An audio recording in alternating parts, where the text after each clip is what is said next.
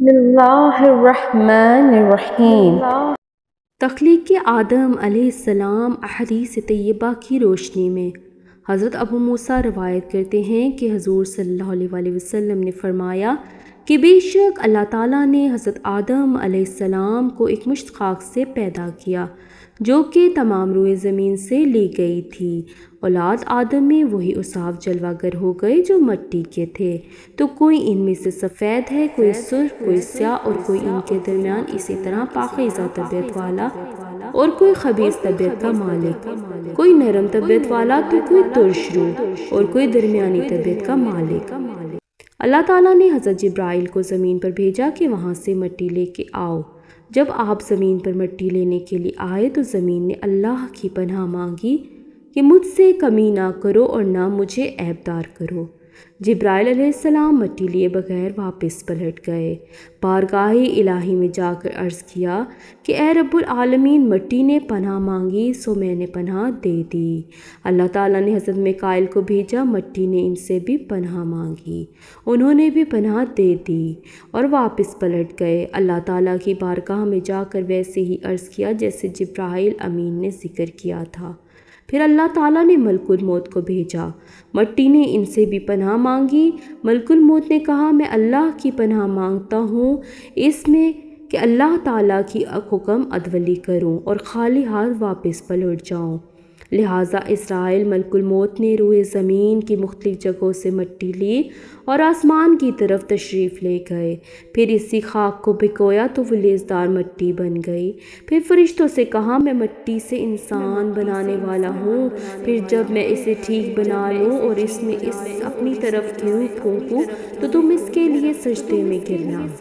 پھر اللہ تعالیٰ نے اپنے دست قدرت سے اس کو پیدا فرمایا تاکہ ابلیس کو اس پر بڑائی کا موقع میسر نہ آ سکے۔ پھر یہ مٹی سے بنا ہوا غالب 40 سال تک پڑا رہا۔ یہ وقت جمعہ کے دن کی مقدار تھا۔ فرشتے اس غالب کے قریب سے گزرتے تھے اور تعجب کرتے تھے کیونکہ اس سے پہلے انہوں نے ایسا غالب کبھی نہیں دیکھا تھا۔ سب سے پہلا تعجب زیادہ ابلیس نے کیا۔ ابلیس کے قریب گزرتا اور ٹھوکر مارتا تو اس ٹھوکر سے غالب سے یوں آواز نکلتی جیسے ٹھیکڑی کے خنخنانے کی آواز ہوتی ہے۔ اسی لیے اللہ تعالیٰ نے فرمایا، اللہ تعالیٰ نے انسان کو ٹھیکڑی کی طرح بجتی ہوئی مٹی سے پیدا فرمایا ہے۔ ابلیس کہتا تھا کہ اس کو کس لیے پیدا کیا گیا ہے۔ ابلیس اس غالب کے منہ سے داخل ہوا اور پشت سے نکل آیا، فرشتوں سے کہنے لگا نہ ڈرو، اس سے تمہارا بڑا بے نیاز ہے، یہ انداز سے کھوکھلا ہے، اگر میں اس میں مسلط ہو گیا تو اسے ہلاک کر دوں گا۔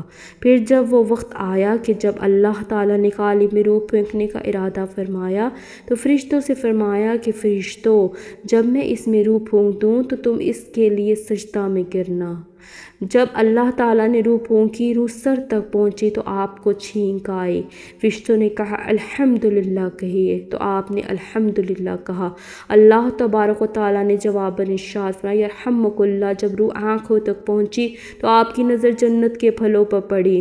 جب روح پیٹ تک پہنچی تو آپ کو بھوک محسوس ہوئی۔ روح ابھی پاؤں تک نہ پہنچنے پائی تھی کہ آپ جلدی سے جنت کی پھلوں کی طرف لپکے۔ تب اللہ تعالیٰ نے فرمایا آدمی جلد باز بنایا گیا ہے۔ جتنے فرشتے تھے سب سجدے میں گرے سوائے ابلیس کے، اس نے سجدہ کرنے والوں کا ساتھ نہ مانا۔ حضرت انس بن مالک رضی اللہ تعالیٰ عنہ روایت کرتے ہیں کہ حضور نے فرمایا کہ جب اللہ تعالیٰ نے حضرت آدم کی تخلیق کی تو انہیں یوں ہی چھوڑے رکھا کہ ابلیس ان کے گرد چکر لگاتا رہا۔ جب اس نے دیکھا کہ یہ اندر سے خالی ہے تو پہچان گیا یہ اپنے آپ کو نہ روک سکے گا، قابو نہ رکھ سکے گا۔ حضرت انس رضی اللہ عنہ کی ایک روایت ہے کہ جب آدم علیہ السلام میں روح پھونکی گئی اور روح سر پہ پہنچی تو آپ کو چھینک آئی۔ آپ نے کہا الحمدللہ۔ رب العالمین تبارک تعالیٰ نے فرمایا یرحمک اللہ۔ اب حضرت ابو ہریرہ رضی اللہ عنہ روایت کرتے ہیں کہ جب اللہ تعالیٰ نے آدم علیہ السلام کو پیدا کیا تو انہیں چھینک آئی۔ آپ نے کہا الحمدللہ۔ اللہ تبارک و تعالیٰ نے فرمایا یرحمک اللہ یا آدم حافظ۔ ابو بکر حضار نے اسے روایت کیا۔ حضرت عمر بن عبدالعزیز رحمۃ اللہ علیہ فرماتے ہیں جب فرشتوں کو سجدے کا حکم ہوا تو سب سے پہلے اسرافیل علیہ السلام نے سجدہ کیا۔